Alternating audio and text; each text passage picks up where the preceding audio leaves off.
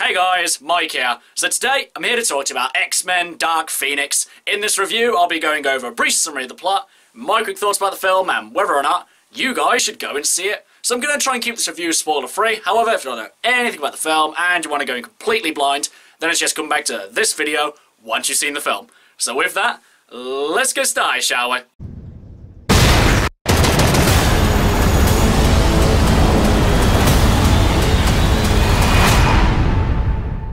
So X-Men Dark Phoenix sees the return of the X-Men prequel cast such as James McAvoy, Michael Fassbender, Sophie Turner, Ty Sheridan, to name a few. In X-Men Dark Phoenix, the X-Men have been called up by the President to save a group of astronauts who are stranded in space. And for this mission, time is definitely not on their side, because not only is the astronaut ship sustained heavy damage, but there's this weird space cloud coming at them, so they need to get the astronauts out quick. As they're trying to get the last astronaut out, Jean is unable to get out in time and takes the full force of the space cloud head on. After the X-Men retrieve Jean's body, get the astronauts back home, they go home and they find out that Jean is, oddly, completely fine. She seems to have no side effects of the experience at all, or that's what they initially think, because later on Jean finds it really hard to control her powers, and her powers start to have erratic outbursts. Then later on it's revealed that she has taken on a dark force, which at no point is called the Phoenix Force. And so we have X-Men Dark Phoenix. So now, before I really get into the actual details of this review, I'm just gonna do a quick summary of it. So, going into this movie, I had zero expectations that it was gonna be any good. My friend and I, who went to go see it, walked in just like, oh, this needs to be just at least servable to be any good. And you know what? This movie was a lot better than I thought it was gonna be.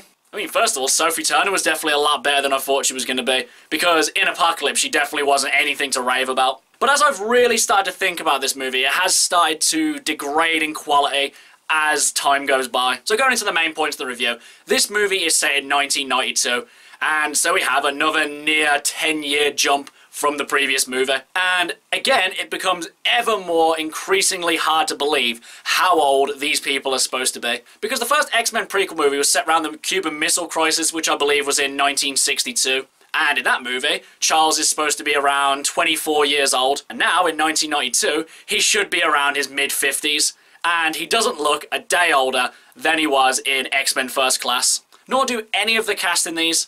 I don't know if you put it down to the fact that they're mutants and they age slower, but it just is still ever more increasingly hard to believe how old these people are supposed to be. And also, in less than 10 years, James McAvoy has to turn into Patrick Stewart, which from Days of Future Past was hard to believe, but now from this one, it is, again, ever more increasingly hard to believe how this person is going to change into Patrick Stewart. But other than Sophie Turner, I'd say that everyone in this did give serviceable performances.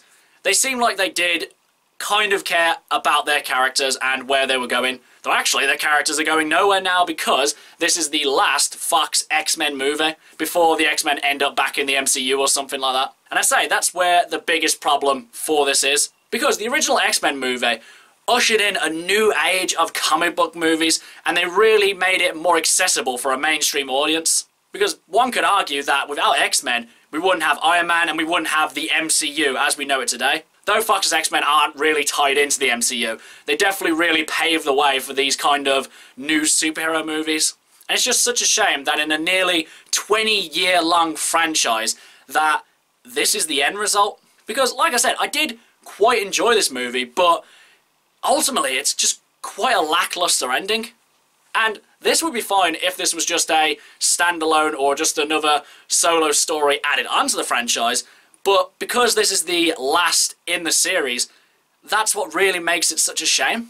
But like I said, there definitely were things I liked about it. The action in this was quite entertaining. For the most part, you could see what was going on. Though at points it did get a bit shaky cam for my liking, but definitely not as much as other movies that I've complained about their action. There were some characters who were definitely underused in this, though some of the particular ones I'd never really worn much to, or I'd already kind of got sick of, so I wasn't really that bothered about it. And the visual effects in this were some of the best I'd probably actually seen in the entire franchise. And lastly, I don't know if you want to count this as a spoiler, but I'm just going to say it anyway.